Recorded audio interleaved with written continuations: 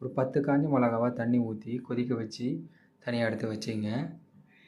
Chicken 1/2 kilo எடுத்திருக்கேன். கொஞ்சம் உப்பு, மஞ்சத்தூள், 1/2 கிலோ ரைஸு 1/2 மணி நேரம் ஊற வச்சுட்டு நம்ம கொதிக்க வச்சு இந்த மிளகாவை தனியாக ஃபைன் பேஸ்ட்டாக அரைச்சி எடுத்து வச்சுப்போம்.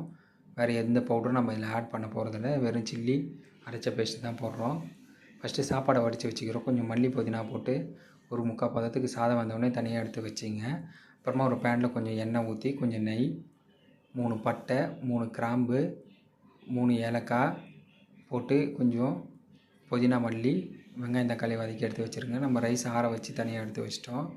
வெங்காயம் கொஞ்சம் நல்லா வதங்கின பிறகு கொஞ்சம் இஞ்சி பூண்டு பேஸ்ட்டு போட்டு நல்லா வதக்குங்க.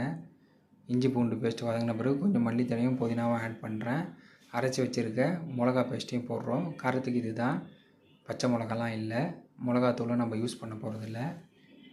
அரைச்சி வச்சுருந்துருக்க தக்காளியும் ஊற்றி உப்பு தேவையான அளவுக்கு போட்டு நல்லா வதக்குறோம். வதங்கின பிறகு நம்ம கழுவி வச்சுருந்த சிக்கனை ஆட் பண்ணி நல்லா வதக்கிட்டு அப்புறம் கொஞ்சம் தயிர் ஆட் பண்ண போகிறோம். சிக்கனை கொஞ்சம் நல்லா வதக்கிட்டு தயிர் ஊற்றுங்க. தயிர் ஊற்றி நல்லா வதங்கின பிறகு கொஞ்சம் மல்லி புதினா போட்டு ஒரு லெமன் பிழிஞ்சு விட போகிறேன். சாப்பாடு போடுறதுக்கு முன்னாடி லெமனை பிழிஞ்சு அதில் விட போகிறோம். சிக்கன்லேருந்து தண்ணி வந்து பாருங்கள், கிரேவி மாரி நல்லா ரெடி ஆகிடுச்சு. இப்போ நம்ம பிழிஞ்சு வச்சுருக்க லெமனை ஆட் பண்ணி உப்பு காரம்லாம் செக் பண்ணிக்கங்க. தம் போட போகிறோம். நம்ம வடித்து ஆற வச்சுருந்த ரைஸையும் போட்டு ஒரு 1/4 மணி நேரம் தம் விட்டு எடுத்தால் சூப்பரான Ambur style chicken biryani ready.